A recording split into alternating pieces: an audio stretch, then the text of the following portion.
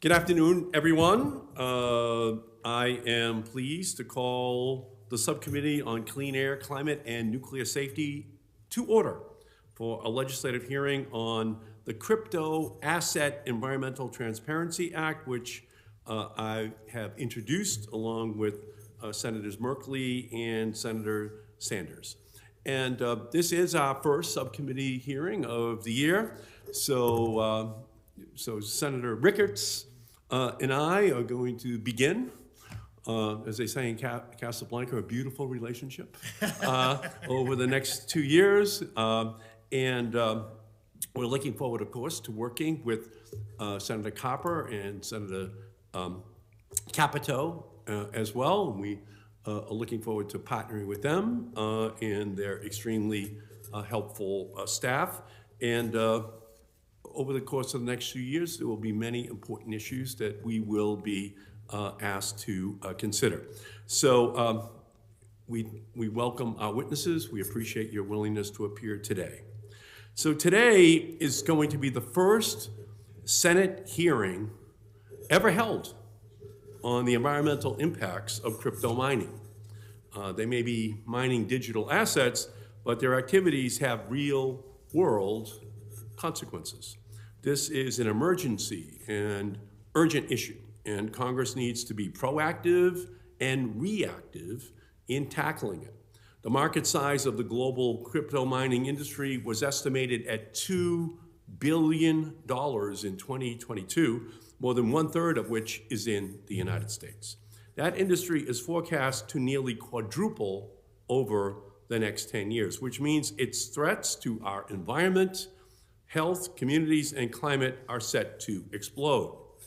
Bitcoin mining consumes as much power globally each year as the entire Swedish economy.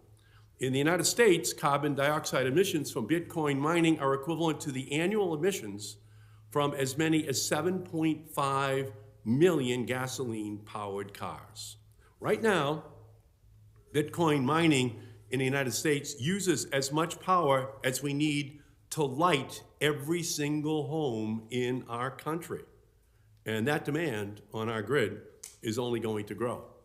Now that's an amazing number, that Bitcoin alone consumes as much electricity as every light on in our country every day. We face an urgent climate crisis, which the Biden administration has committed to addressing by reducing greenhouse gases by 50% by 2030. We know we need to tackle emissions from many different sectors of our economy, and I'm sure we'll have hearings on these sectors as well. But our first hearing is focusing on the crypto mining industry because it deserves the spotlight. It has grown explosively in the United States over the past 2 years. It is extremely energy intensive, and we've seen it harm the general public while enabling the creation of heavily concentrated wealth in our country. We are not here to debate the pros or cons economically of cryptocurrency. We're here to discuss what the impacts are environmentally in our society and what we can do to reduce its impact. As our expert witnesses will explain, Bitcoin was the first ever crypto asset, and it relies on a process known as proof of work mining. Crypto miners use large banks of computers that suck up huge amounts of energy to run computations and are awarded new Bitcoins as a result. Every 10 minutes, a miner will generate Bitcoins, a reward that are currently worth nearly $140,000. As the value of Bitcoin increases, there is more incentive to run more computers, consume more energy, and mine more Bitcoins. It's an energy arms race for the digital era. Bitcoin miners have already had a direct impact on our climate by bringing mothballed coal and gas-fired power plants back online to power their operations. But it's more than just climate issues. Mining equipment creates significant amounts of electronic waste. Mining requires huge amounts of water for cooling and power generation. And residents from across the country have provided me with testimony of devastating noise pollution from neighboring Bitcoin mining facilities. With an environmental impact like this, Bitcoin is more like digital coal than digital gold. The commodity is virtual, but the harm is tangible. While the Bitcoin mining industry claims that they can actually be a boon to the environment, saying that they can capture and burn vented methane to power their operations, or that they can actually improve grid stability, we don't have the transparency which we need to vet those arguments to see if that assertion is true. But we do have real-world examples of how the industry is already creating real consequences for communities. That's why we're here. The Crypto Asset Environmental Transparency Act would mandate a detailed EPA-led study of the environmental impacts of crypto mining. The act would also require crypto miners to report their carbon dioxide emissions under the EPA's greenhouse gas reporting program. The people who profit from Bitcoin mining can't be left to grade their own homework. A take-home exam that you grade yourself almost always gets an A. That's just human nature at work. We need someone to check that work. We need independent, trustworthy, and accurate statistics so that that homework gets a grade that's independent. And I look forward to discussing how the study and reporting in my Crypto Asset Environmental Transparency Act can help inform Congress and the general public about these emerging issues. And all I can say is that I'm glad that we're going to be able to have an active subcommittee this year. I'm looking forward to partnering with the ranking member on the subcommittee, Senator Ricketts. And at this point, I'd love to recognize you for your opening statement. Great. Well, thank you very much, Mr. Chairman, and thank you for calling this subcommittee, hearing. And I'm grateful for the opportunity to be the ranking member on the subcommittee for clean air, climate, and nuclear safety. I look forward to working with you and the other members as well, both members of the side of the aisle on EPW. I understand that you had a very successful last year with a lot of bipartisan legislation coming out. I also want to welcome our witnesses that are joining us here today. I appreciate you all taking your time to be able to be here. Especially I'd like to recognize Courtney Dentlinger, who made the trip from Nebraska to come and testify. She is currently, she works for Nebraska Public Power District. You may not know this, but Nebraska is one of the only, well, I think we're the only public power state left in the country, completely public power state, yeah. And during my tenure as governor, Ms. Dentlinger actually led our Department of Economic Development, and she was so good at her job that we actually won 2 governor's cups for the most economic development projects per capita of any state in the country, which not only was great for us back then, but she also knows a lot. She's an excellent choice to talk about how to market Nebraska both nationally and globally, as she helped us win those governor's cups and help develop job opportunities in Nebraska. So today we're here to discuss an emerging industry, crypto asset mining. And I'm particularly interested in this topic as to whether this industry could result in more economic development for the state of Nebraska and across the country. While crypto asset mining may be a relatively new topic for the Environment and Public Works Committee, it's actually not my first time interacting on this topic in the crypto economy. When I was governor, the Nebraska legislature passed and I signed the Nebraska Fiscal Innovation Act into law. This law provided an avenue for financial institutions to invest in our state and benefit from this emerging sector. According to CNBC, my home state of Nebraska was actually named the #1 state for developing the crypto economy in 2022. And I'm proud that new businesses and new job opportunities related to cryptocurrency industry have either located in Nebraska or are considering coming to our state. When businesses are looking for a place to open their doors, what they're looking for is a business-friendly environment, someplace that they're being welcome. They're looking for regions also that can help them keep their costs low. For crypto asset mining, a key variable in this, of course, as the chairman pointed out, is electricity. So a key variable in their operating costs. And that's one of the reasons that these businesses are choosing Nebraska. Our electricity rates are among the lowest in the nation. Nebraska's average price for electricity per kilowatt hour in 2022 was just 9.84 cents. In addition to favorable energy prices, the people of Nebraska know best how to succeed by getting government out of the way of business. That's one of the things I talked about business-friendly environment.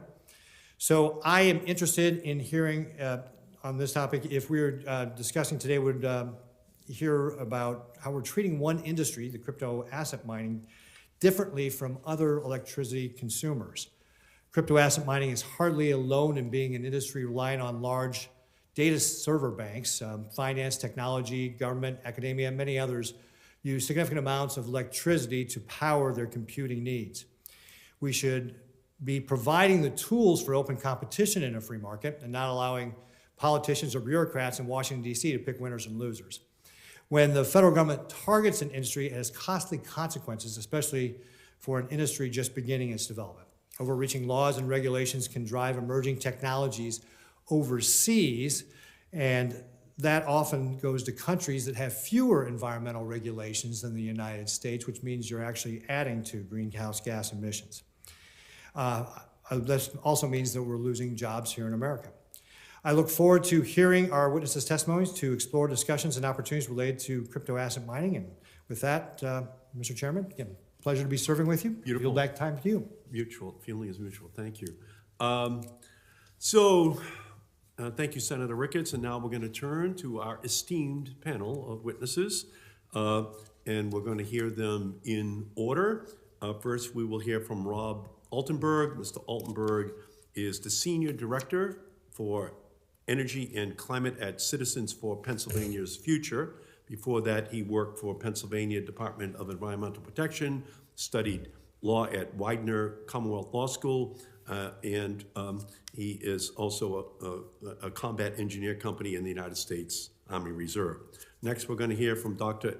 Anna Kellis. Dr. Kellis is the representative from New York State Assembly's District 125. Her district covers Tompkins County, where she was born. She earned a dual bachelor's degree in biology and environmental studies at Binghamton University and a PhD in nutritional epidemiology from the University of North Carolina at Chapel Hill. And finally, we're going to hear from Courtney Dentlinger. Ms. Dentlinger is the Vice President of Customer Service and External Affairs at Nebraska Public Power District. She's a native of Battle Creek, Nebraska. She earned a bachelor's degree in political science, international studies, and Spanish from Wayne State College, and a Juris Doctorate from George Washington University here in Washington, D.C., in addition to all of the very nice things that Senator Ricketts said about you. So we welcome all of you. Thank you for testifying, and we will then, now in order, recognize you for your opening statement. We'll begin with you, Mr. Altenberg. Yeah, thank you, Chairman Markey, Ranking Member Ricketts, for having me here today. Again, my name is Rob Altenberg. I'm the Senior Director of Energy and Climate at Citizens for Pennsylvania's Future. We're a membership-based, nonprofit environmental advocacy organization.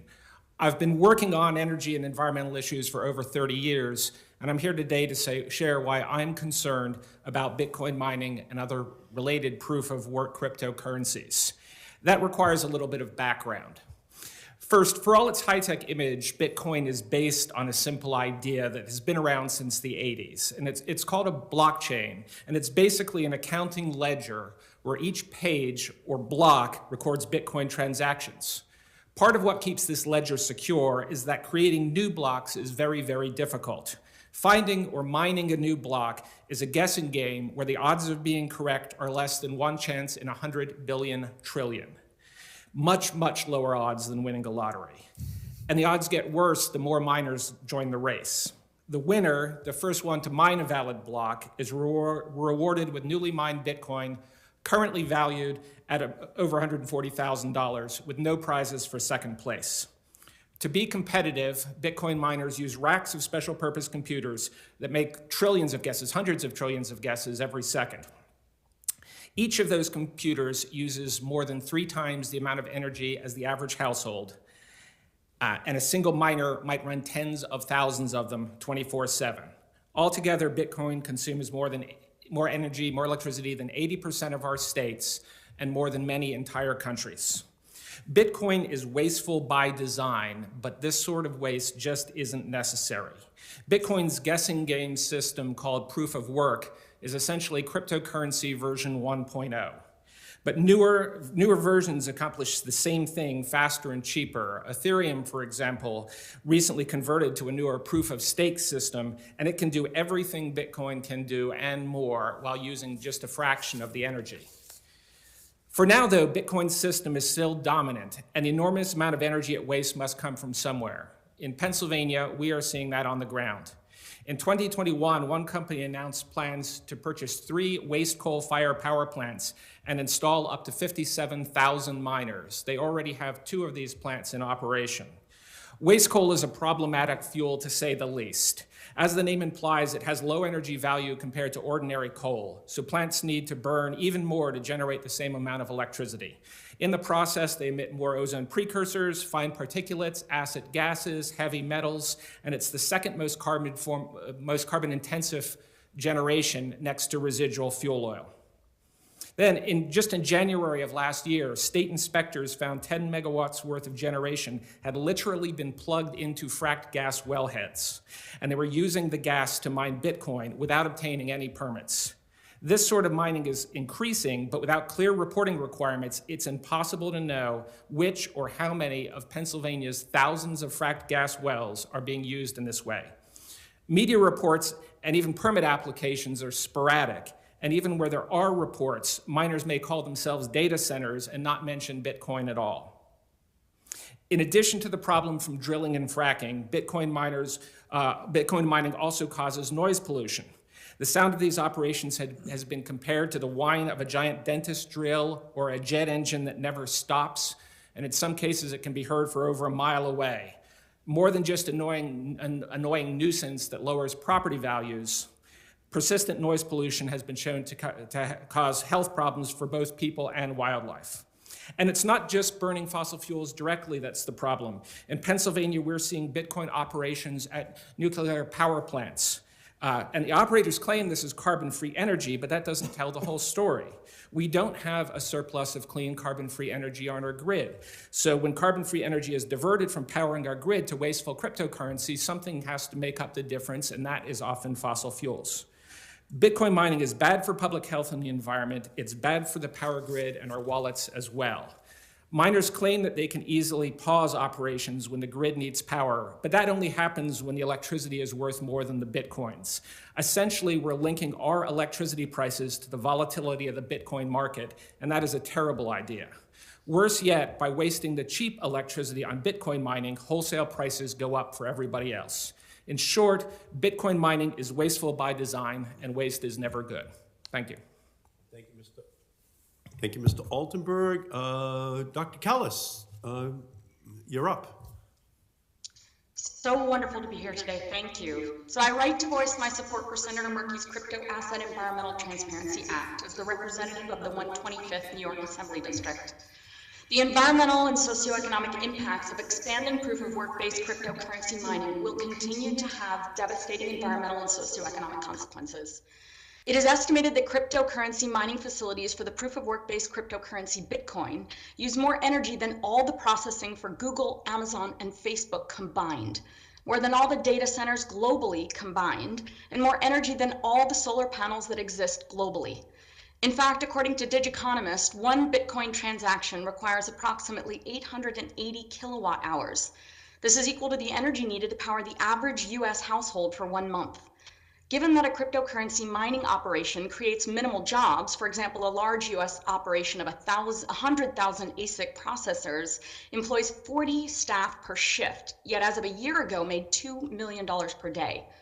Profits for a cryptocurrency mining company are thus limited not by labor costs, but rather by the cost of electricity. As one of the solutions for cheap energy, cryptocurrency mining companies have worked to reopen retired fossil fuel power plants like the large-scale facility called Greenwich in Dresden, New York, on Seneca Lake. An environment with moderate temperatures, clean air, and abundant fresh free water for cooling have made New York an ideal location for cryptocurrency mining companies.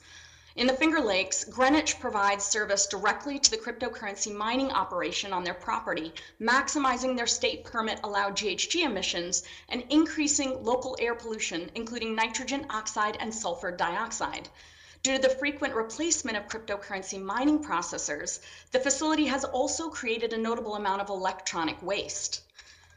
Facilities like Greenwich also negatively impact aquatic life due to the large quantities of water withdrawn from freshwater bodies to cool the electrical generation systems and the large-scale computer processor rigs.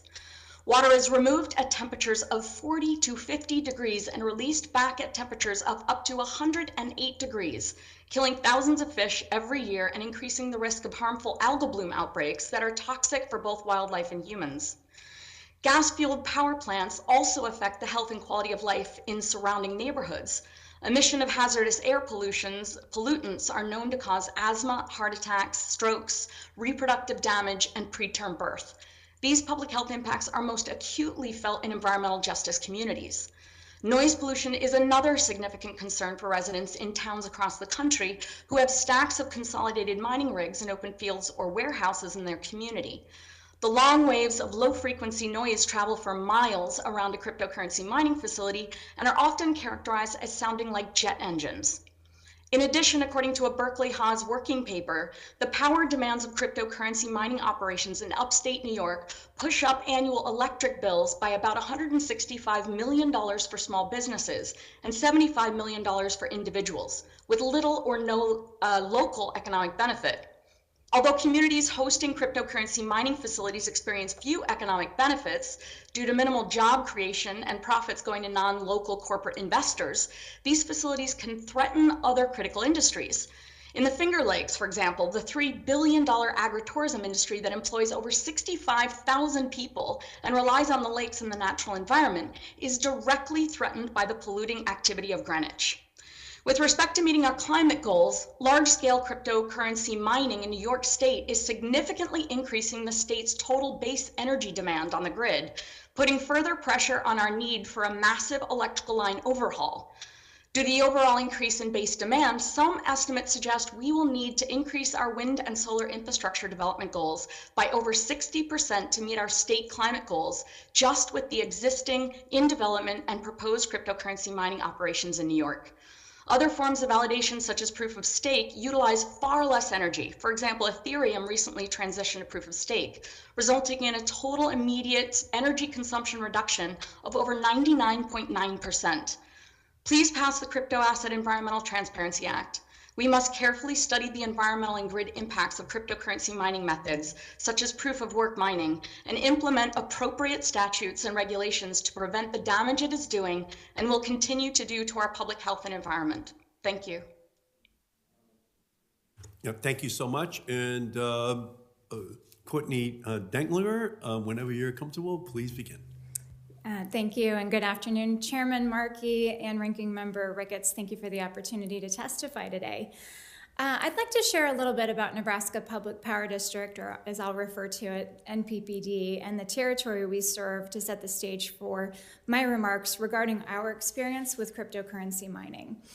As Senator Ricketts mentioned, Nebraska's electric utility industry is unique and a legacy of Senator George Norris. We're the only 100% public power state in the nation. NPPD is a public corporation and a political subdivision of the state. We're not for profit. Our rates are set to deliver reliable, affordable, sustainable energy and related services to our customers.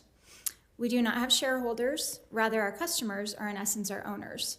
Our approximately 2,000 employees operate our integrated electric utility system, including generation, transmission, and distribution facilities. And our charted territory encompasses all or parts of 84 of the state's 93 counties, spanning 500 miles from east to west. The majority of our service territory is rural. The largest city we serve has fewer than 35,000 people. Much of the area receiving our power supply is farm and ranch land, where crops and livestock are grown to help feed America and the world, along with significant ag processing and other manufacturing. Our 3,200 megawatts of diverse generation located across the state includes nuclear, coal, gas, wind, hydro, and solar.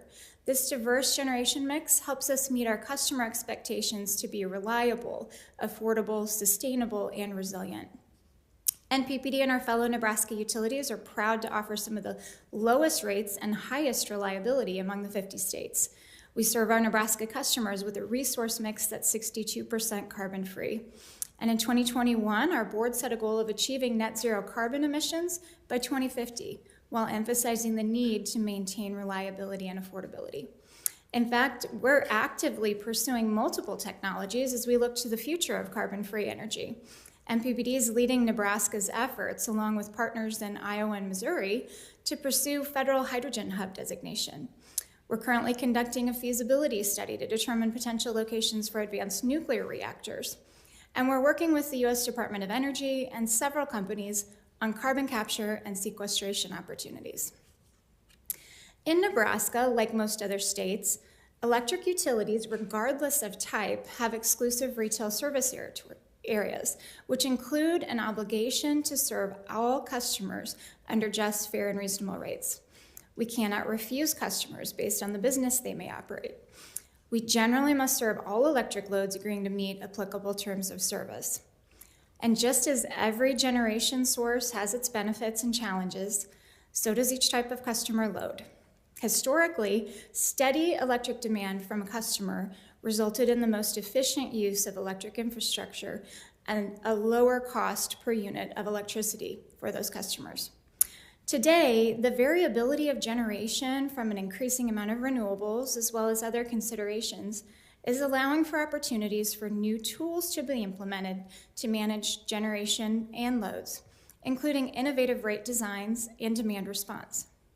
In our predominantly non-metro and rural service areas, diversification of businesses and economic growth is critical as these areas continue to see population declines. In fact, local leaders have been very receptive to crypto mining facilities as they've seen the potential for significant economic development benefits for their communities. An economic impact study performed for a crypto mining project in Nebraska showed over a $65 million economic impact on Nebraska's economy, nearly 200 associated and direct and indirect jobs, and $5.5 million in tax revenue. In rural areas, these economic benefits can be significant. The projects we've seen have an average wage of $60,000 per job, higher than our median household income. Unlike traditional hyperscale data centers, which often need to locate in metro areas for workforce and redundant fiber needs, these type of crypto operations are more suited for rural areas because of smaller workforce requirements, less stringent redundant fiber requirements, and although the number of jobs is smaller, again, these good paying opportunities can have significant impact in a rural area. These types of projects can also be more flexible with respect to siting and often seek locations where there's existing excess or unused transmission capacity. They also have very high capacity load factors, running nearly 24 hours a day, 7 days a week, which is actually a benefit for load-serving entities. And the load can be very flexible. They often seek interruptible rates and can quickly drop loads, which has been proven to be helpful during local storm damage-related events and even larger scale grid events, where transmission or generation might be insufficient to serve load. With that, again, I appreciate the opportunity to share our experience with you today, and I look forward to any questions you may have. Thank you so much. And now we'll turn to a round of questions from senators. As we work to decarbonize our economy, we have to demystify electricity guzzling industries like Bitcoin mining. Bitcoin has an outsized effect on our grid and on our climate. And why is that? Well, because Bitcoin mining is inherently energy inefficient. The more demand there is for Bitcoin, the more work it takes to generate new Bitcoin. So I operated an ice cream truck to pay my way through college. So it's like saying that if my truck got worse gas mileage, it would be because each new ice cream, which I sold, reduced the energy efficiency of the truck. Mr. Altenberg, is it true that Bitcoin's proof of work mining mechanism is set up to require more energy to earn each new Bitcoin as more miners come into the market? Well, yes, it does, and that occurs in two different ways. One is the Bitcoin race, the difficulty level of mining a new block gets harder the more miners mine. That's on a short time scale, but we also have the issue on a longer time scale where every approximately 4 years, the amount of Bitcoin that you get from mining is cut in half. So Bitcoin mining is like a fuel economy regulation in reverse. As time goes on and computers get faster, the network automatically adjusts to make sure more energy gets used. So, Mr. Altenberg, even if we improve the energy efficiency of crypto mining computers, would that lead to lower energy usage? Bitcoin mining, again, it's inherently wasteful by design. The miners already have incentive to make the mining hardware as efficient as they possibly can because of the enormous amount of energy they have to use. The problem is, as efficient as they can possibly be, they are not efficient enough. They're always going to increase the energy demand. So Bitcoin uses as much electricity as we need to power every light in every home in the United States on a daily basis. Globally, if Bitcoin mining was a country, it would be in the top 30 countries based on energy use worldwide, above countries like Norway and Sweden.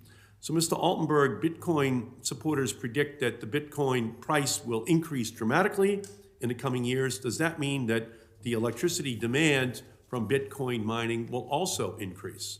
Well, as more miners enter the fray, enter the mining competition, we do see an increase, and we have seen that. When Bitcoin was worth $60,000 a Bitcoin, we had more active mining than we do at today's prices. So yes, it's going to continually get more difficult to mine Bitcoin, and the amount of Bitcoin miners are going to be rewarded with is going to continue to get less and less.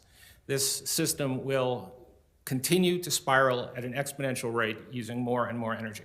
So thank you. So Dr. Kellis, was uncontrolled energy use a factor of concern in your assessment of Bitcoin mining in New York State? Yeah, absolutely. Particularly given the impact on one, our climate goals, and two, our energy grid. So we have very aggressive climate goals, and the concern was that the amount of cryptocurrency mining that was growing rapidly in New York State would actually derail our ability to reach our climate goals. And particularly, the more renewable energy infrastructure we put on place, if we divert that to the cryptocurrency mining, there's a profound opportunity cost that exact same renewable energy infrastructure would not be available then for all of the existing building infrastructure and transportation infrastructure, which are two of the greatest contributors of greenhouse gas emissions that we want to get onto the electric grid. Okay, thank you, Dr. Kellis, very much. So at this juncture, there is a roll call on the floor of the Senate right now, and I'll leave it up to Senator Ricketts. My thought would be that I will hand the gavel over to him. I'm going to run over and make the roll call and try to get back here so that, like a relay race, he could run over and make the roll call as well. So let me turn it over to Senator Ricketts. Thank you, Chairman. So, Ms. Denlinger, we were talking a little bit earlier, and you have firsthand knowledge of the economic development that we were talking about, the jobs that are created, the investment, the tax revenues, and so forth that we get from investments in our state. Nebraska Public Power is no stranger to the crypto industry. What benefits in terms of economic development have you seen from new businesses in the crypto industry who are locating in Nebraska? Can you expand upon some of the things you were talking about before, please? Absolutely. We've actually seen I think I have the microphone. Thank you, Senator. Absolutely. We've actually seen significant benefits from this industry to date, mostly from tax revenues and then job creation. And again, those are very good paying jobs, particularly in rural areas of Nebraska. The tax revenues for the state and local political subdivisions, we've seen just for one crypto mining facility in Nebraska, $1.6 million in state sales tax over a 12-month period. And during that same time frame, $3.8 million for the local taxing authorities. That enables infrastructure investments in the host communities. In fact, due to those increased tax revenues, that Nebraska community has been able to make significant enhancements to its regional municipal airport to attract commercial air service to the community, which is important not only from a quality of life perspective for the residents there, but also for recruiting additional economic development prospects to the area. And it is also fair to say that also helps keep property taxes down? Absolutely, and that's certainly a concern in the state of Nebraska. Those sales tax revenues help every resident of the state on their property tax bill. Are you hearing from companies that want to locate their crypto industry in the state of Nebraska, have expressed an interest in moving? We certainly are, and there's a great deal of interest, due in large part, as you mentioned, to the low rates that we have, but also to the rate designs that we've put in place. And our customers, both rural public power districts and municipalities, are eager to host these opportunities, again, because of the tax benefits and the good paying jobs that they bring. Nebraska is also rather unique because we've historically had additional capacity available. We're the country's largest irrigator, thanks to the Ogallala Aquifer, and many irrigation wells have been converted to electric from diesel. This load, while large, is seasonal. So 2 to 3 months out of the year, during the summer, those irrigation wells demand a lot of electricity. But the remainder of the year, we have additional capacity to spare. All right, great. One of the things that's been mentioned here today is the impact of these facilities on emissions. That crypto assets, mining businesses are responsible for increasing fossil fuel use and driving up greenhouse gas emissions. Ms. Dentlinger, my understanding is that Nebraska Public Power District is leading the way in the development and deployment of new clean energy technology, such as supporting a regional hydrogen hub, you mentioned that in your opening remarks, and supporting deployment of carbon capture technologies, which you also mentioned. Can you tell us a little bit more about the role new industries play in supporting clean energy technology and adoption in Nebraska? Yes, load growth creates opportunities. And as you mentioned, we're exploring a number of those currently. We're in the process of developing our integrated resource plan, and new load means an opportunity for additional generation resources, and clean energy technologies would be part of those additions. In fact, any new generation resources we deploy would have a lower carbon footprint. Loads with higher load factors, such as crypto mining, which means they're utilizing electricity at steady rates rather than ramping up and down, can produce more constant revenue streams, which in turn can help finance those clean energy technology deployments. So just to kind of simplify this a little bit for me, is it fair to say that if you and your community have a cryptocurrency or crypto asset generating facility that is creating more demand for electricity, and because of the scales in utility generation, you can actually help reduce the utility bills for other customers? Is that fair? So we work very hard to make sure that we're not shifting costs among various types of customer classes. We certainly are not subsidizing crypto, but because those mining operations, again, are so stable in the usage of electricity, it actually helps systemically for those costs that we do socialize to bring the cost down for every user. Yeah, so because you've got, again, that consistent demand, you can keep it relatively, other people's rates relatively lower. Is that fair? Yes, consistent usage 24/7 can actually be the most efficient use of electric infrastructure. All right, great, thank you. Mr. Carper. Mr. Chairman, been in the Senate for less than 3 months. He's already chairing committees, overthrowing Ed Markey. And thank you for letting me work into the lineup. Okay, thank you.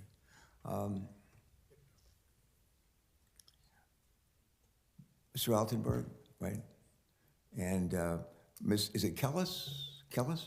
Correct, it's Kellis. Okay, good, thank you. I want to start off by thanking Senator Markey, our chair, for today's hearing on his legislation that seeks to shine light on the impacts of cryptocurrency on our environment. I held the first oversight hearing in Congress on cryptocurrency almost 10 years ago, on November 18th, 2013, when I was privileged to be chairman of the Homeland Security and Governmental Affairs Committee. And today we are here having, I think, the first hearing in the Senate that is focused on the environmental impacts of cryptocurrencies. Regardless of what you believe about the role of cryptocurrency in the global economy, I hope we can all agree that cryptocurrency shouldn't be increasing pollution that affects the air we breathe and the water we drink, or that otherwise degrades our climate and our environment.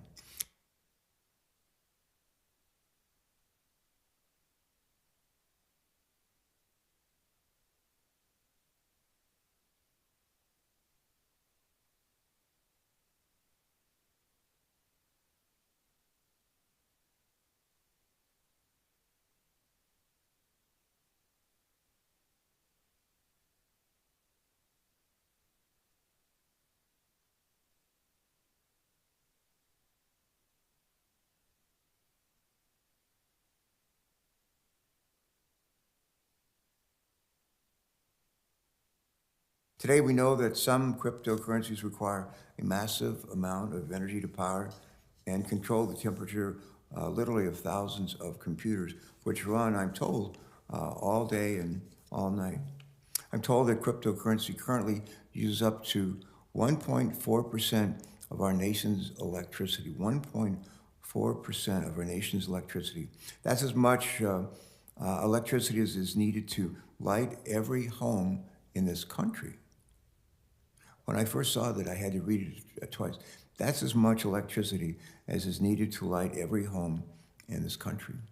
As many industries are looking to reduce their energy usage, we've heard today that cryptocurrency electricity usage is surging as the need for additional computing power grows. We've also heard today that there's a lack of data on where and how this power is being generated. I think I was going to start off with a question, Mr. Altenberg, first of you and then Ms. Kellis, and go something like this. Are there ways for cryptocurrency to have fewer environmental impacts and still allow communities to benefit from the economic engine that it can provide? Yeah, certainly, Senator. Our main concern is about proof of work cryptocurrency, which is the system that Bitcoin uses. This system is wasteful by design. Part of the mechanism for generating new Bitcoin requires using enormous amounts of energy. The number 2 Bitcoin or cryptocurrency by market cap in the nation right now, Ethereum, uses just a tiny, tiny fraction of that, and there are literally dozens of competing technologies that can accomplish everything Bitcoin can do and more without using that enormous amount of electricity. Say again the approach that uses so much less electricity. Say it again. Could you repeat the question? Yeah, you just said that there was an alternative that uses a lot less electricity, creates. And who was that? I just didn't hear. Well, Ethereum is a competing cryptocurrency. It uses a system called proof of stake. That's a class of systems that can reduce the energy while still maintaining blockchain technology and cryptocurrency. All right, thank you. All right, if I could, Ms. Kellis, same question. Are there ways for cryptocurrency to have fewer environmental impacts and still allow communities to benefit from the economic engine that it can provide? Absolutely, absolutely. So I wanted to just note with respect to Bitcoin first. Bitcoin is one of the most consolidated cryptocurrencies on the planet. 0.01% of the accounts own about 27% of the currency. So to say that this is a currency accessible to all people, I think is misinformation. What was previously mentioned, proof of stake, is another form of validating. There are about 16 different forms of validations of cryptocurrencies. Proof of stake is the second most common. That's what Ethereum is built on. Ethereum also proved that you can convert, you can change from proof of work to proof of stake, sort of in the middle of flying the plane, right, when the blockchain is already active. So it is possible for ones that are using proof of work to shift over and reduce their total energy consumption by about over 99%. The thing that I think also is really important is that proof of stake is in many ways more nimble. It is really the validation system where a lot of smart contracts are used, where there is a lot of the innovations in decentralized finance, Web3 systems. So I would actually say that proof of stake is where we can see expect a lot of the innovation to happen, and not on more dinosaur proof of work based validation methods. Thanks very much for that. I'm going to come back to Mr. Altenberg, to you, if I might. What types of data or further research are needed to better understand, to monitor, and to mitigate the energy and climate impacts of cryptocurrencies? Yeah, thank you, Senator. One of the big problems that we're seeing right now, particularly in Pennsylvania, is just a lack of knowledge. We've asked even regulators where all of the crypto mines are, and they really can't say with any degree of certainty. We've had a situation that happened in January of 2021 where inspectors from the state's Department of Environmental Protection showed up at a fracked gas well and found Bitcoin mining hardware plugged in. Nobody applied for permits, nobody notified anybody. These operations can just start up overnight. So that's why the reporting requirement of the Crypto Asset Transparency Act is particularly important, so we have some ability to see where these facilities come into communities. Sometimes when they come into the communities, they say, we're a data center. They don't even mention crypto mining. So even the community has no idea what's going on next door. I'm a United States Senator, but I've been a recovering governor for 22 years. And as a former governor, I love to learn what works well at the state level and do more of what works well, find out what works and do more of that. States and governors are pretty good at that when it comes to addressing difficult problems. What are some of the lessons learned from your experiences addressing pollution from cryptocurrencies in New York that may not have been mentioned yet in this hearing? Well, I would elaborate on two that have been mentioned but haven't really been extensively discussed, which is the impact on water quality. So we have a facility that sort of started the conversation here, and I mentioned it in my testimony, Greenwich. And they pull in up to 140 million gallons of water a day from a lake and use that heat to cool the facility and then release it back into a Class C trout stream. Trout show signs of stress and start to die out at over 70 degrees temperature, and the water's released at up to 108 degrees temperature. So seriously affecting the ecosystem. But also affecting all of the livelihoods around that area, including fishing, hunting, the agritourism industry, as I mentioned, which we have the Napa Valley of the East. The wine industry here is really important. So not only does the facility affect the water quality, but it also affects the experience because of profound noise pollution. The other thing we haven't talked about as much, and I think is really important, is the opportunity cost of investing significantly in cryptocurrency mining operations. We have huge amounts of greenhouse gases as a state, as I said earlier, from our buildings, from our transportation, and other aspects of our industry, of our state economy. And it is going to be a significant challenge to get all of those onto electrification. And the more cryptocurrency mining we have in the state that is feeding directly off the grid, then the harder it will be to get all of those onto the grid because of the strain that we experience. And I'll say one last thing, which is I hear often from the proponents that cryptocurrency mining can act as a battery. And that's simply not true. It doesn't produce any energy. It doesn't store any excess energy. It can shut off when there is high demand. But in most cases that I've read of, in fact, it actually has a contract, like in Texas, where it gets paid to shut off. And in fact, Texas makes, in some cases, the cases that I've read, more money when they shut off than when they do, running their facility. So I would not say that that is a cost-free battery storage system in place. It is an opportunity cost. And we really should be focusing on investing in the renewable energy infrastructure and long-term storage to create a long-term renewable energy infrastructure for our state. Thank you very much. And Mr. Chairman, let me just say thank you for bringing us together and bringing our witnesses to consider this issue. This is frankly not something, as we were going through the battle to fight on climate change and crafting legislation, whether it's the climate provisions in the bipartisan infrastructure bill, whether it's the work that we did in the Inflation Reduction Act. That's not something that I don't think many of us have thought about. Thank you for bringing it to us. Thank you. No, And our thanks to our witnesses for joining us today. Thank you, Mr. Chairman, very much. And, a lot of this just fits into the frame of just energy efficiency.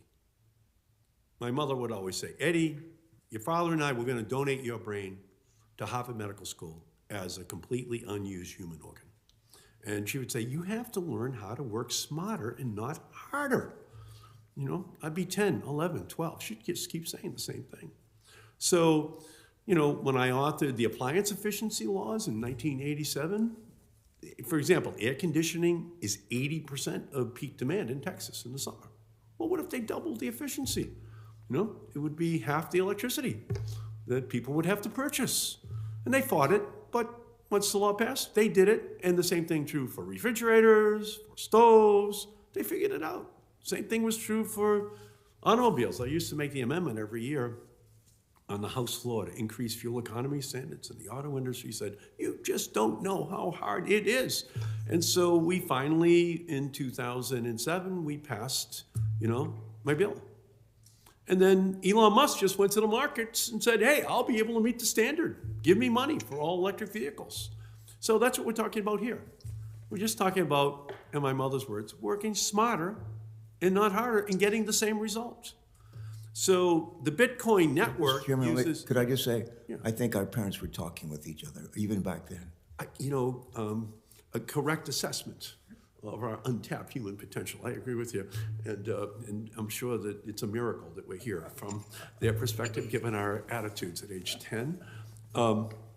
So the Bitcoin network uses a mechanism called proof of work to issue new Bitcoins to miners.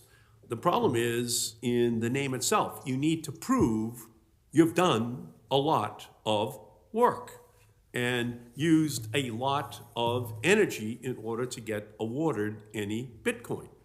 We can't be fooled into thinking that this amount of energy must be used in order to participate in crypto asset markets. Other assets like Ethereum use methods that cut energy use by 99.9%.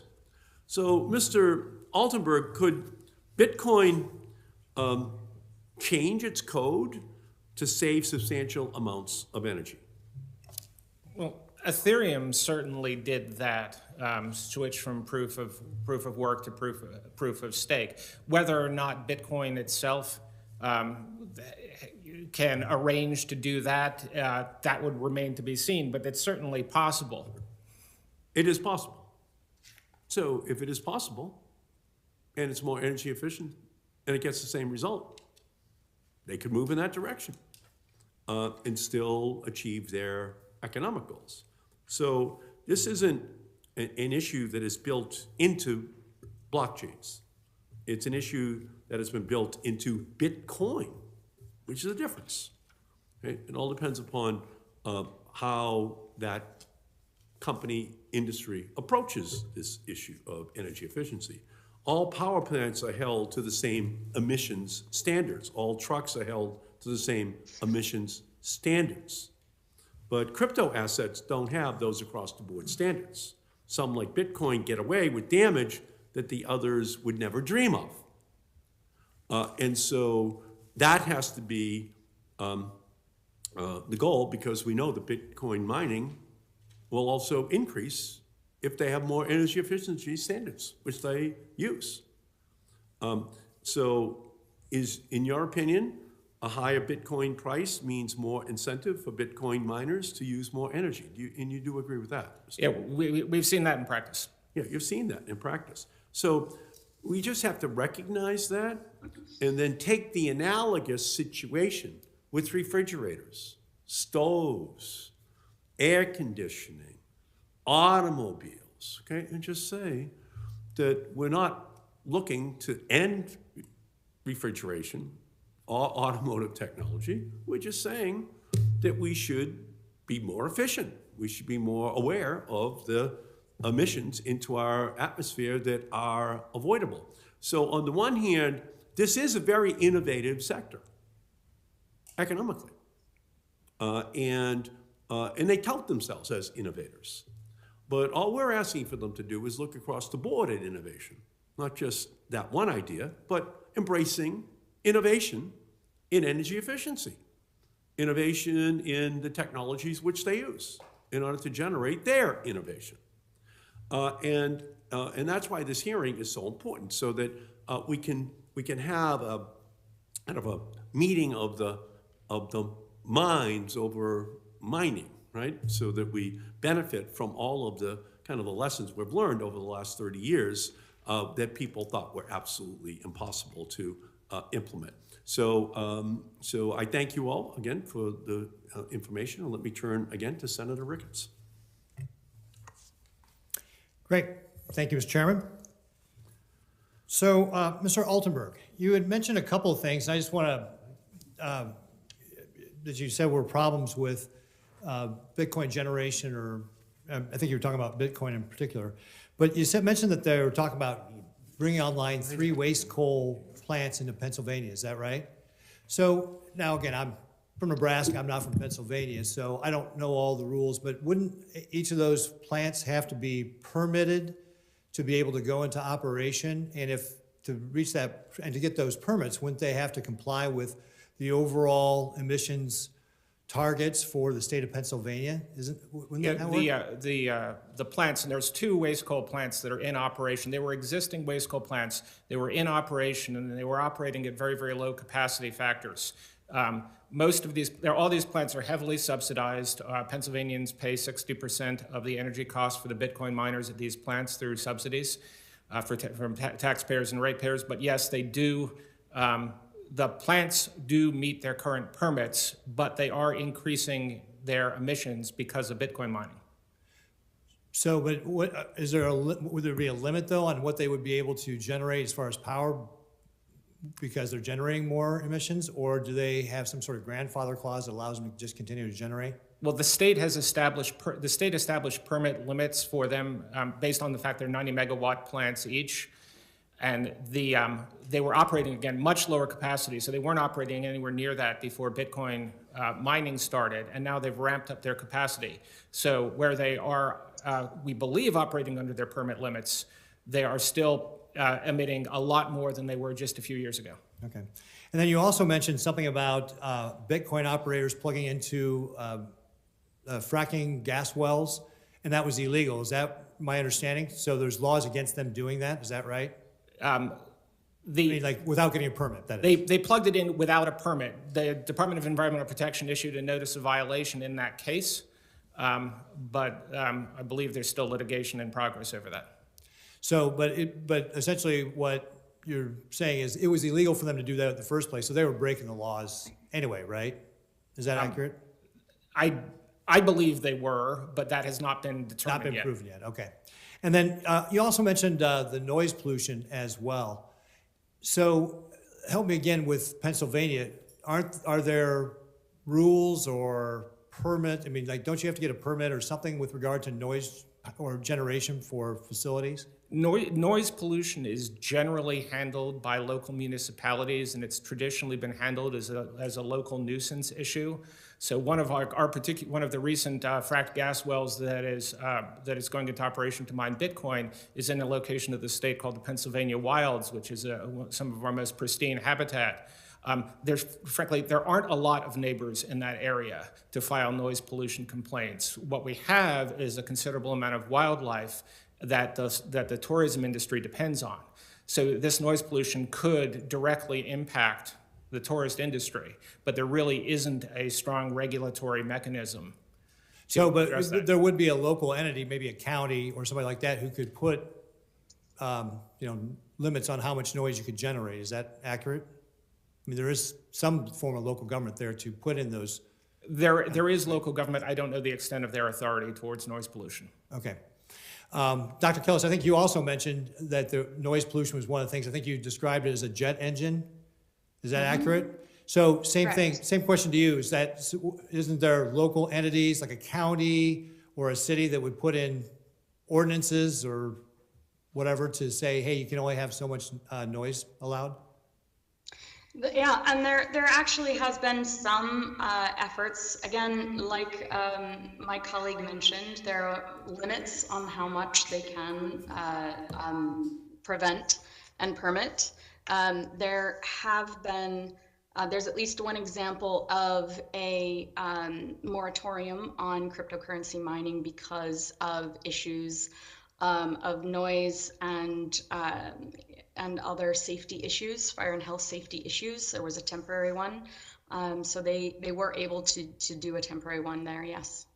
And Ms. Dentler, we're running out of time here, so I'll ask you to be brief, but your experience at NPPD, I know that some counties in Nebraska have ordinances with regard to, say, wind setbacks for noise and so forth. Is that your experience in Nebraska as well? Yes, I'd speak from my previous economic development experience. Typically, we'd see zoning regulations both within municipalities and then within counties. And if they wanted to regulate decibel levels from any industry, and as you mentioned, we've seen that recently with wind, they put those regulations in place. All right, great, thank you.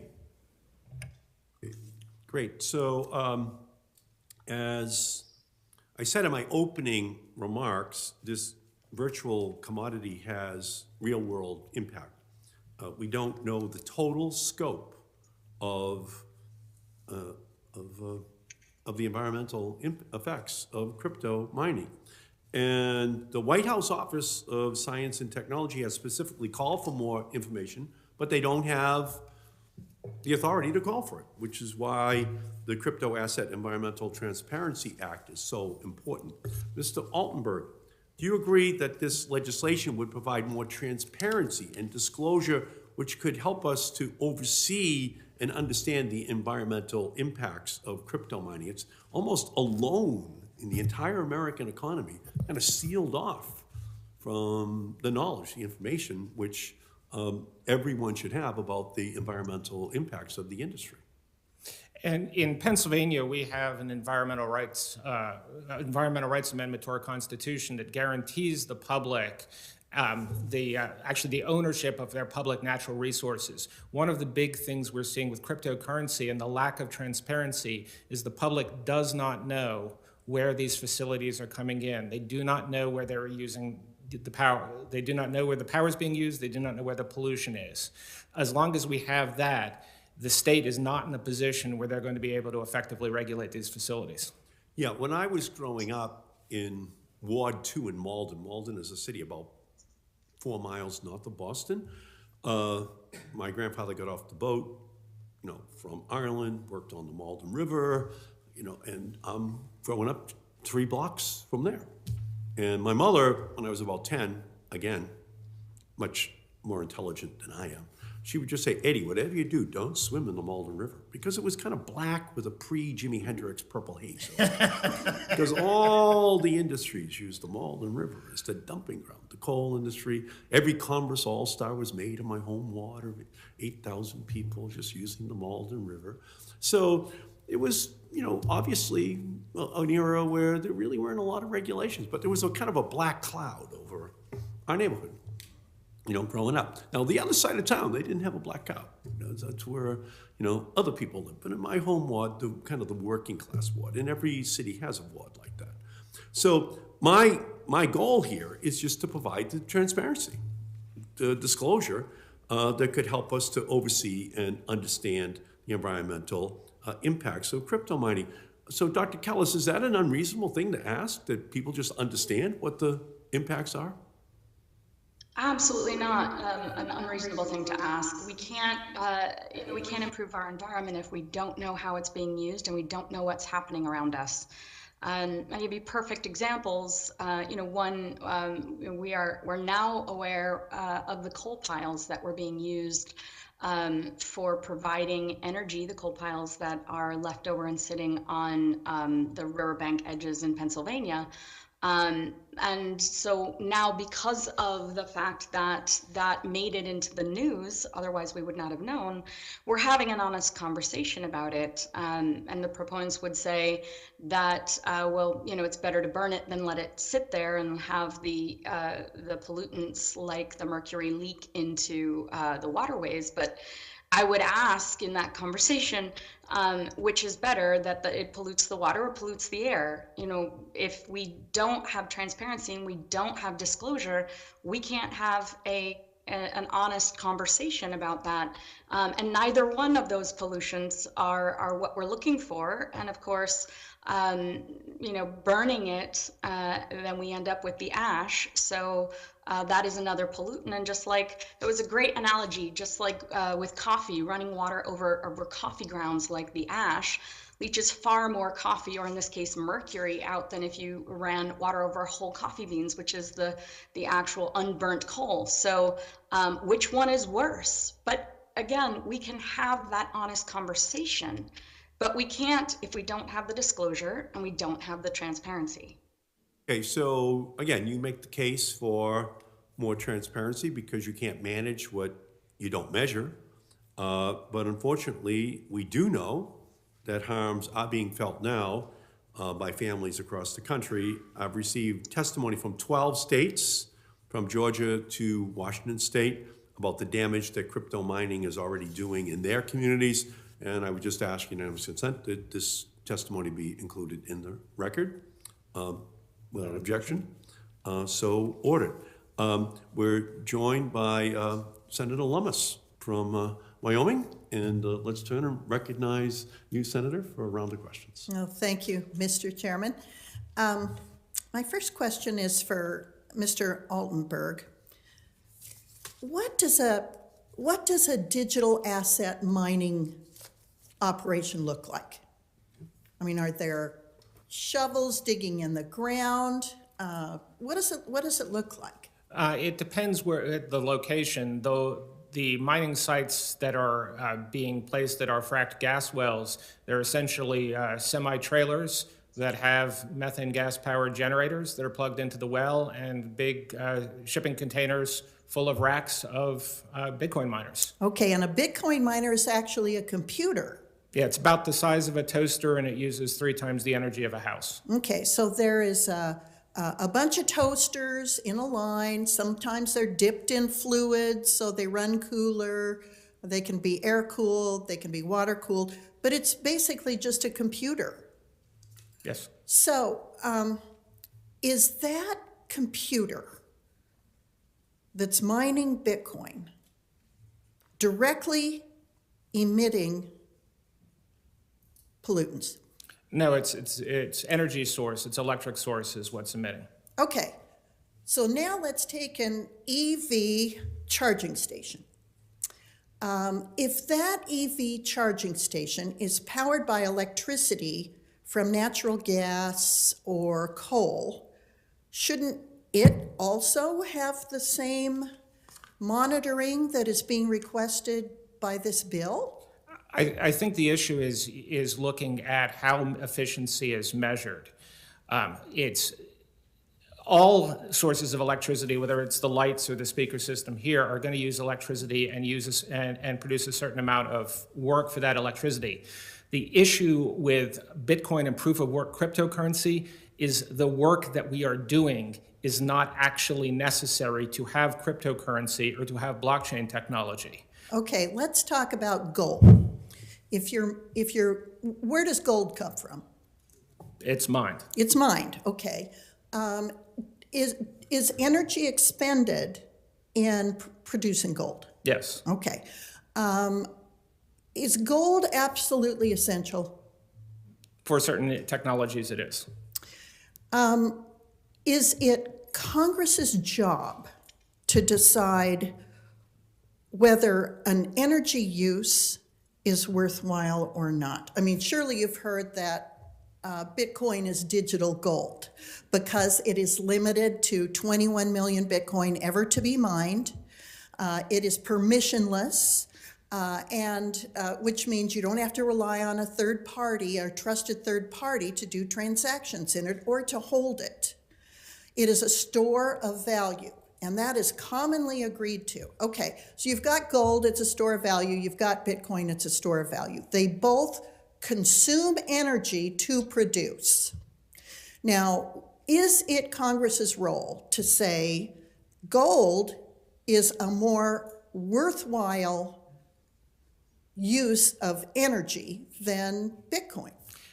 There is a long history of that very thing. We have energy efficiency standards for appliances. We've got CAFE standards for vehicles.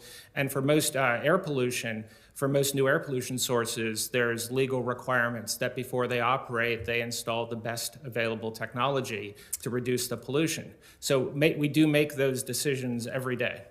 So we're still mining coal in this country. We're still producing natural gas, and we have the cleanest burning natural gas in probably the world here in the United States, and produce it in the most environmentally sound manner. But it's a hydrocarbon. So if my car is oil consuming or natural gas consuming, is it a less worthy use of energy than energy that comes from coal and natural gas, but is converted to electricity for an EV? Well, there are using vehicles, our entire transportation network requires a certain amount of energy, and there are economic benefits that we get from that transportation network. I have one, and my time's about up, so thank you. I have a question for Ms. Detlinger. Do you view digital asset mining operations as a negative for the power sector?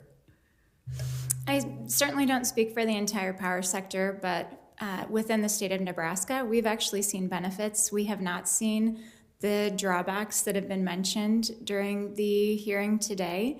And most of those have just been managed locally, whether by the municipality, by the county, or by the Nebraska Department of Environment and Energy. If you have a natural gas well and you're venting the natural gas because that well is not hooked up to a gathering line, is it better to vent it into the atmosphere, or is it better to use the energy to produce something of value? In my opinion, it's much better to actually use the energy and produce something of value. Thank you, Mr. Chairman. I yield back. Thank you so much. Air pollution is a major area of concern around crypto mining as miners are bringing coal and gas-fired plants back online, or even using dirtier sources of energy like waste coal in order to buy power for their mining rigs. Mr. Altenberg, have you seen instances where crypto miners have kept dirty and inefficient power plants online?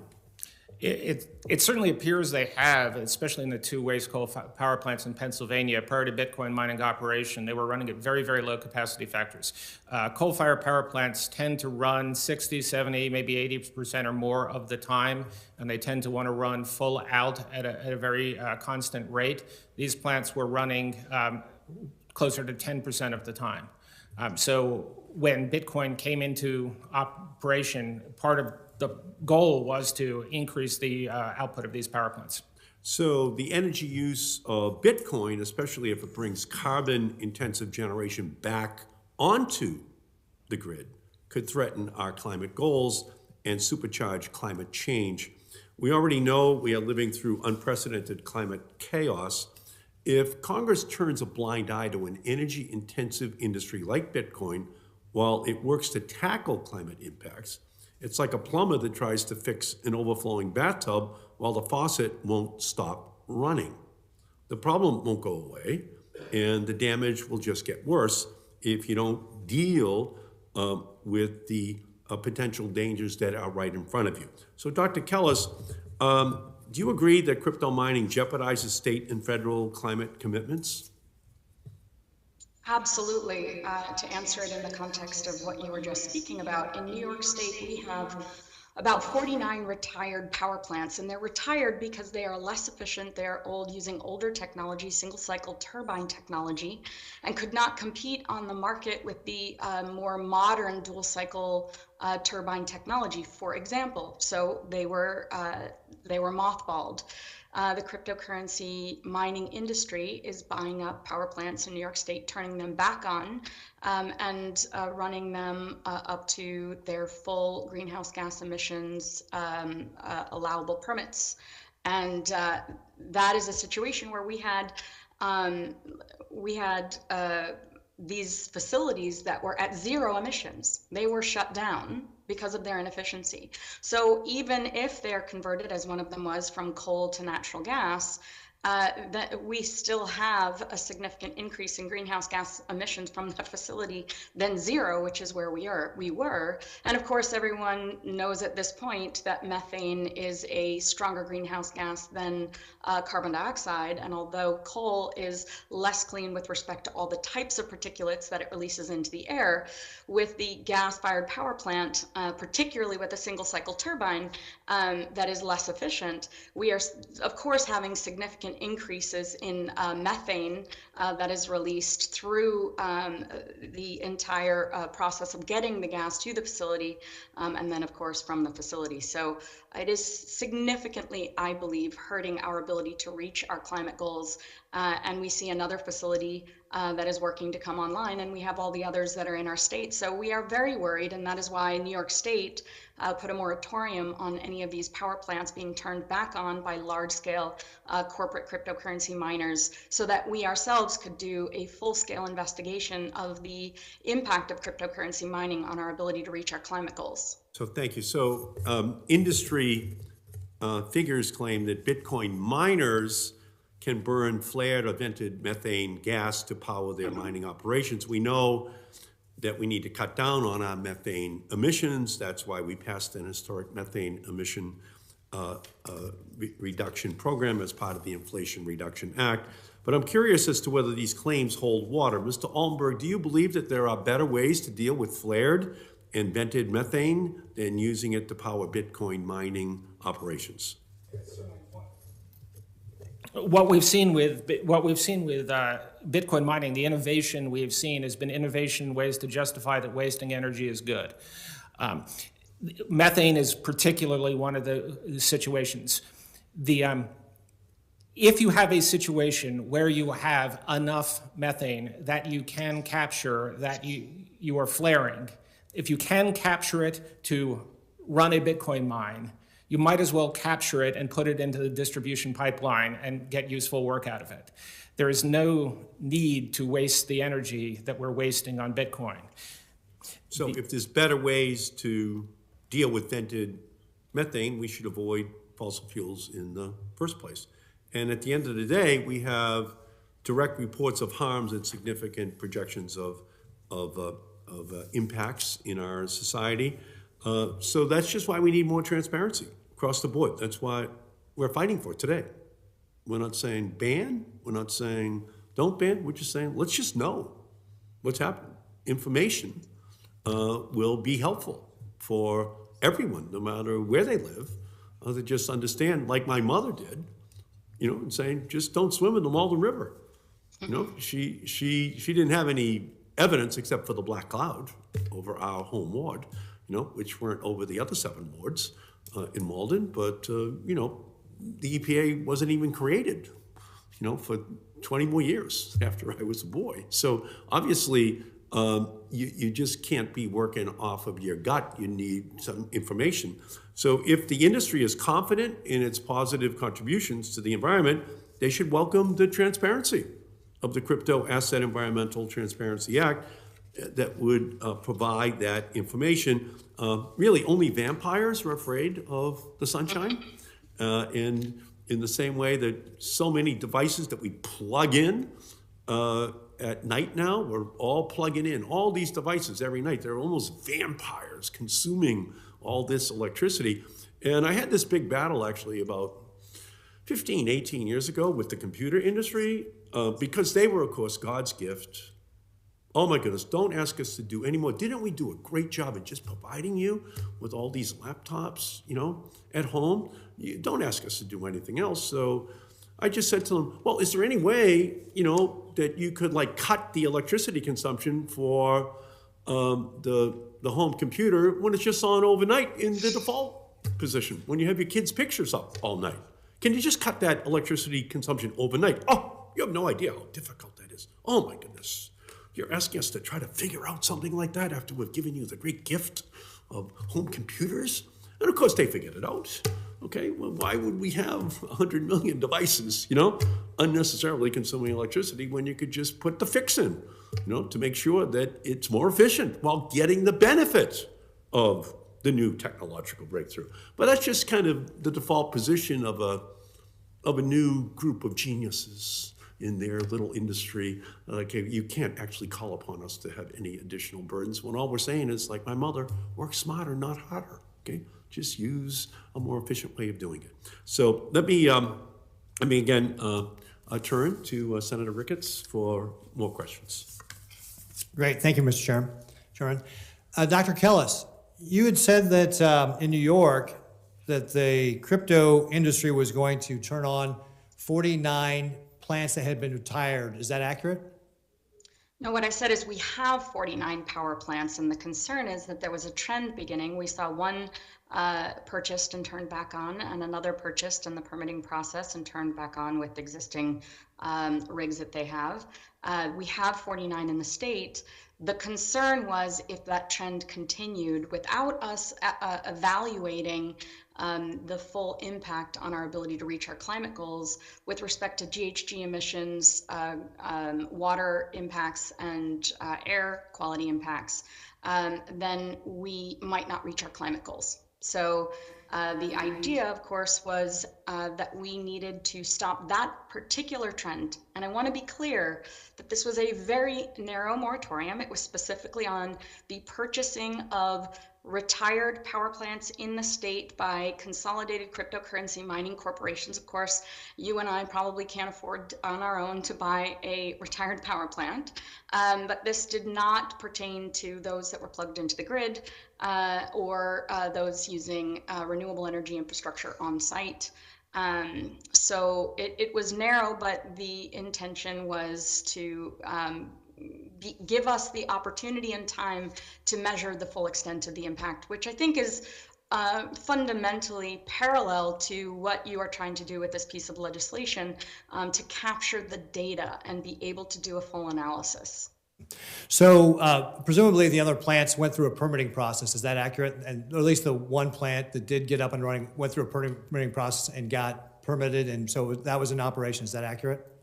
So actually, so the first used the permits that had been in place.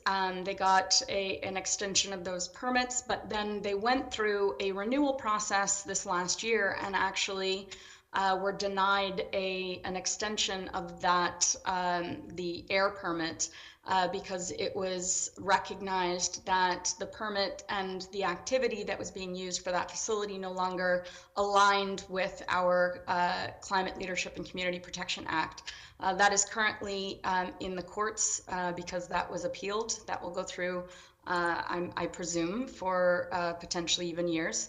But that was the initial process. The water permit was extended at the time, actually for 4 years. They were out of compliance with the permit that required that they put a screen on the pipe that was pulling water into from the lake and then into the facility, and therefore, because there wasn't the screen, it was killing wildlife, a significant amount of wildlife. Last year, they did finally put that screen in and are now compliant. They were given a couple extra months to become compliant. So that's with the water permit, and we'll see what happens with the renewal of that permit. So it's safe to say, though, that there is a process in place for the permits, and they go through the process, and the state itself was deciding whether or not to give those permits. Is that right? I mean, you just said that the state denied them on the air permit. And so there's a way in place to be able to address the emissions, correct? Not fully. So those are only the facilities that are in power plants. But as we've talked about, there are many different types of facilities. So they could be, many rigs inside shipping containers in a field, which is very common. They can be in a warehouse, all of those plugged into the grid. They could be plugged into the grid, but doing net metering, so paying for hydroelectric. But then there's the question of opportunity costs. The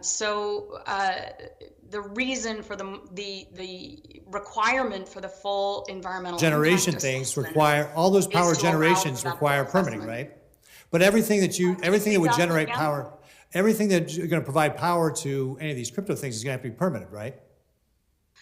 No, not necessarily. If you are pulling directly from the grid and you have a warehouse on your property, even if you have a different type of business, that does not require a permit. The power that is generated to go into that warehouse, it has to be permitted, right? Not necessarily, no. So you have power generation, facilities in There's New no York that are power not generation. permitted? So there's no No, power there's no generation? power generation. So if you are plugged directly into the grid, you are not producing your own energy. But somebody's producing the energy if it is supplying it, The right? grid. Yeah. So if they're But buying grid- the energy from the grid, that's just the grid. They want to pay a more electricity bill, they will. But somebody has to put power into that grid, which means it has to be permitted someplace, right?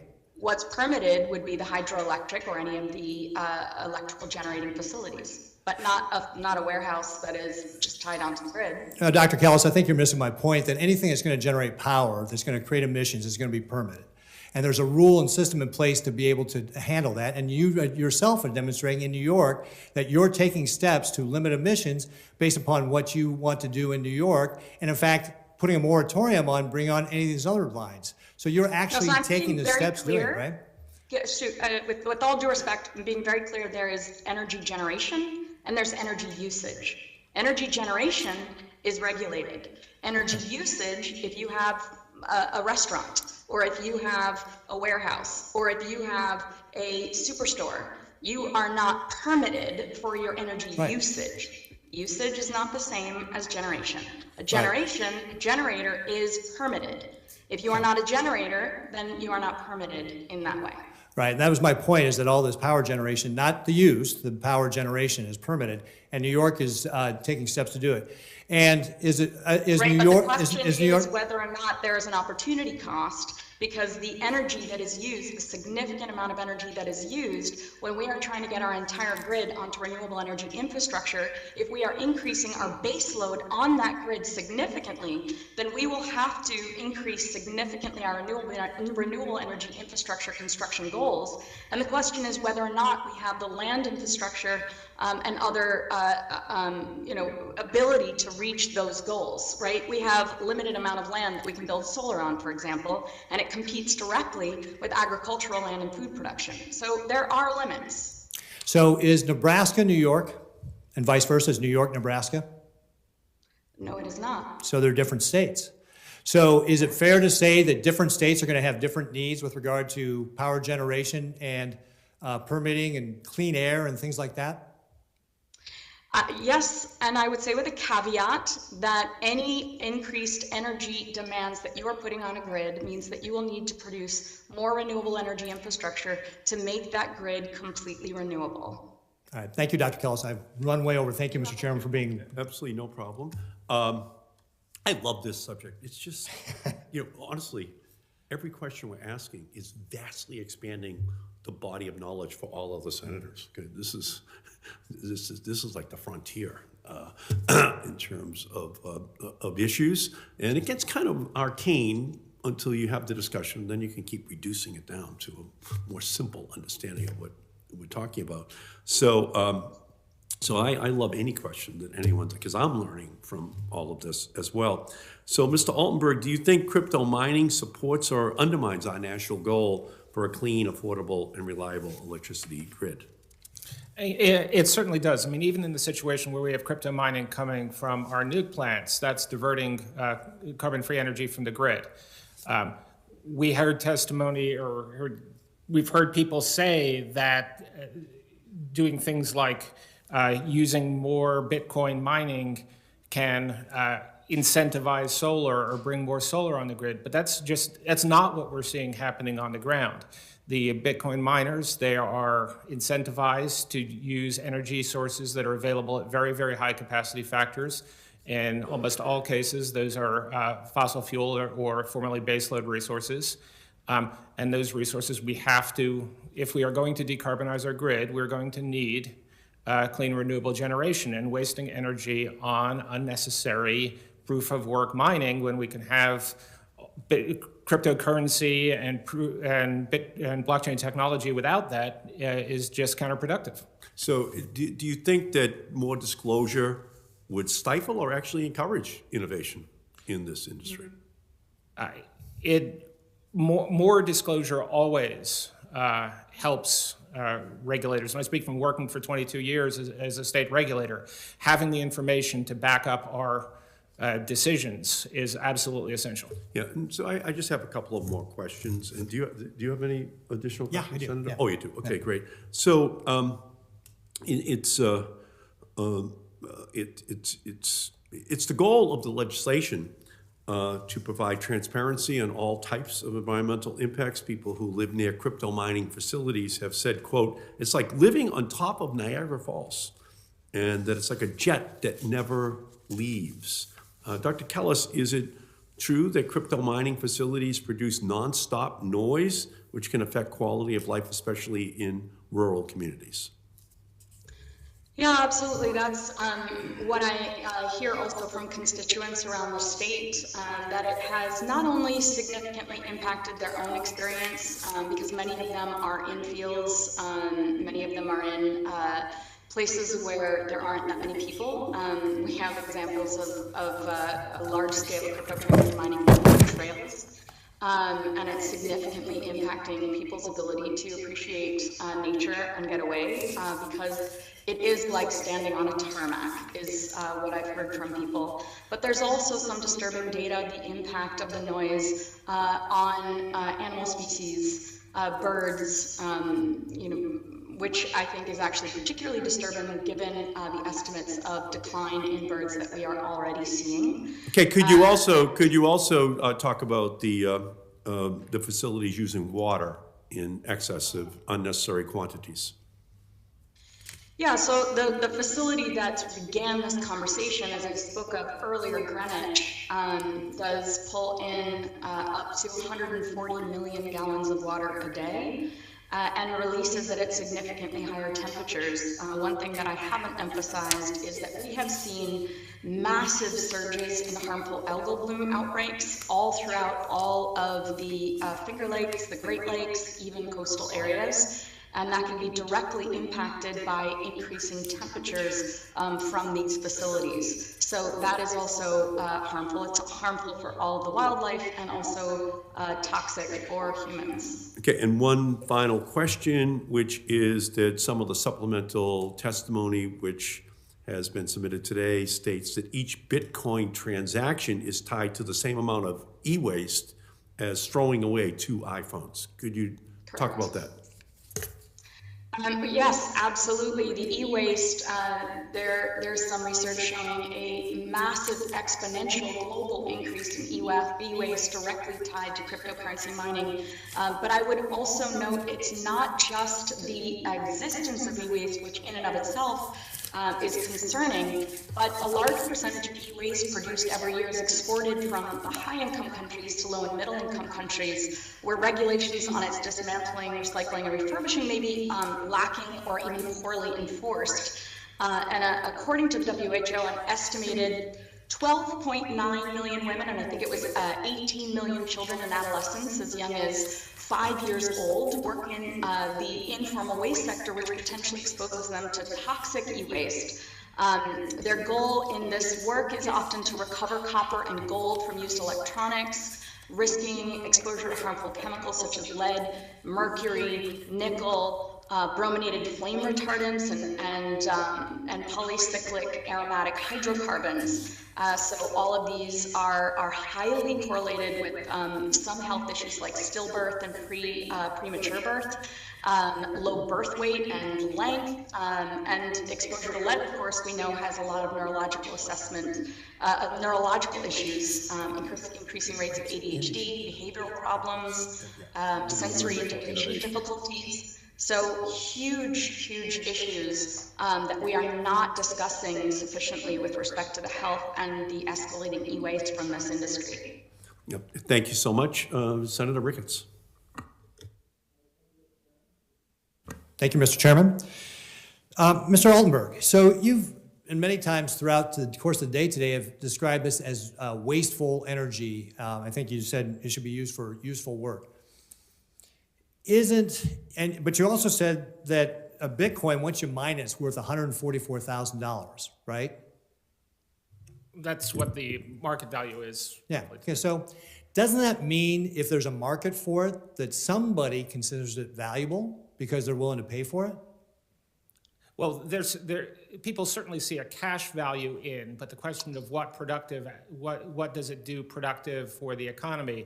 I mean, Warren Buffett had said in an interview not too long ago that when you buy Bitcoin, you have nothing, and the only thing you really have is the hope that somebody else is going to pay more. Well, what do you use the blockchain technology for, right? Well, a blockchain itself could be potentially used for a lot of different things. Smart contracts was one of the things was mentioned, which Bitcoin isn't currently capable of doing, but Ethereum is.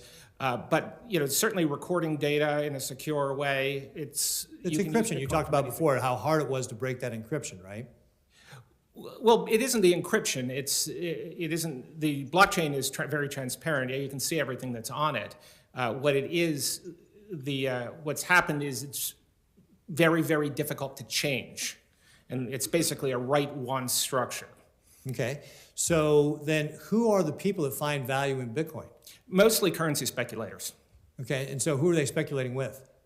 They are buying Bitcoin, hoping that somebody tomorrow will buy it for more. Okay, but you're generating this Bitcoin, and then you can turn that Bitcoin into buy other things, right? Yes. Yeah, so it does actually have value. So somebody is willing to pay for it. Well, yeah, there is no doubt there is a market value to it, but the question is are we actually gaining something?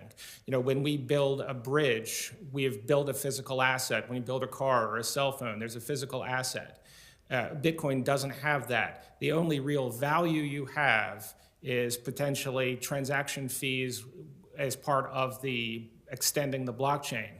But we can do all the blockchain stuff. We can have all of that without using anywhere near the amount of energy that Bitcoin uses. It's not adding anything new to the economy. So when you say you don't have anything physical, do you have to have something physical to have value? Yeah, again, there's a distinction between, is there a market value? Yes, people are willing to spend money for it. Mm-hmm. But when we're evaluating whether this is a reasonable thing to do, I mean, people are willing to spend spend money on lots of things. But are they the best choice? So is it the government's job to tell people they can or cannot spend money on the things they wish to choose to? And as I mentioned to Senator Lummis, in a lot of cases, the government does exactly that. We have appliance efficiency standards. That's very different. Appliance efficiency standards is different than saying you can or cannot spend your money on something, right? In some ways, it's exactly. I'm not telling you can't buy an appliance. I've got standards for how you produce them, but I'm not telling you can't buy one. And it seems to be what you're implying when you're talking about this Bitcoin being wasteful. Yeah, I'm looking at it in this context of things like efficiency standards, and we do that all the time for whether it's environmental reasons, for pollution, whether it's national security reasons, for energy security. There's a long history of the government making judgments about these industries are wasteful, it's inappropriate, it does not put us in a good position going forward, and I think Bitcoin is one of them. It doesn't bring anything unique that we need. Ms. Dentlinger, in Nebraska, NPPD, how do you look at different industries with regard to the rates you charge? Do you have any additional requirements on different industries? Do you treat them differently with regard to things like disclosure or anything like that? Is there an analogy here somewhere? No, we're very agnostic to whatever the industry that's actually using the electricity. We have different rates for different customer classes, whether it's residential or commercial or industrial. But beyond that, we're not looking into the industry. So who's your largest power user in the state of Nebraska? Currently, Nucor Steel. Okay, so Nucor Steel, and do you ask them to disclose anything with regard to their power generation? No. And do you actually charge them a separate rate because they're using so much power?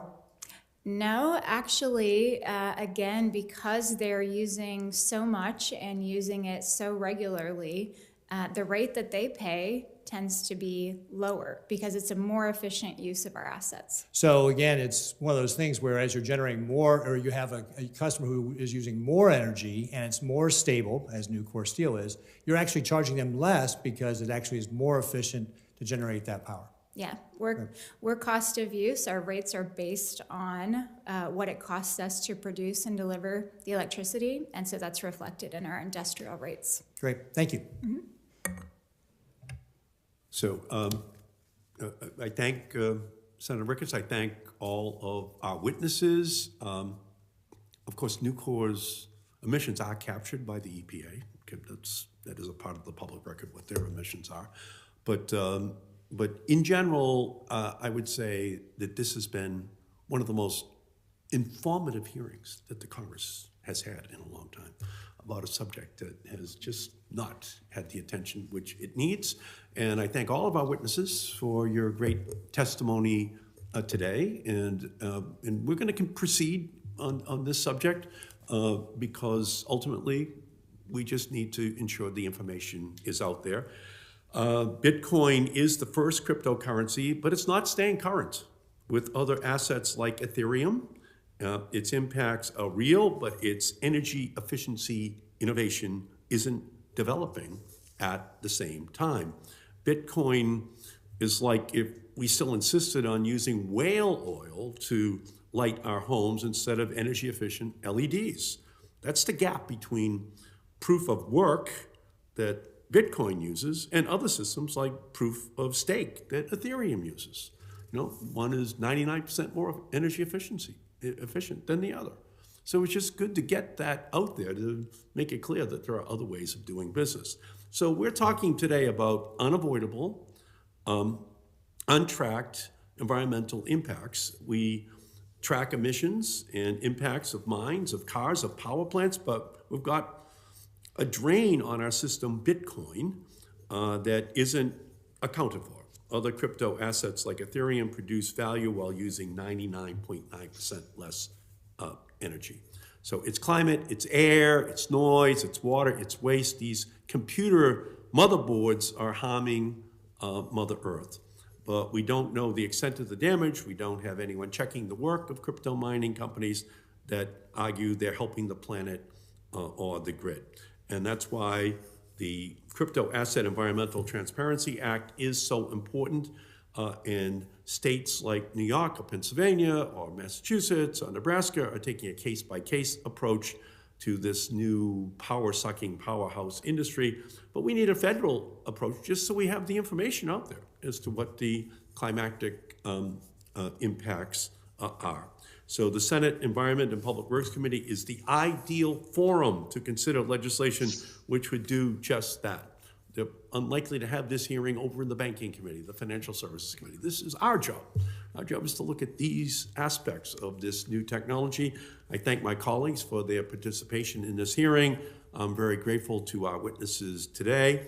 And before I adjourn, some housekeeping. I'd like to ask unanimous consent to submit for the record a variety of materials that include letters from stakeholders that relate to today's hearing, Without objection, so ordered. And senators, all senators, will be allowed to submit written questions for the record through the close of business on March 14th. We will compile those questions and send them to the witnesses and ask each witness to reply to the senators by March 28th. And with that, this hearing is adjourned.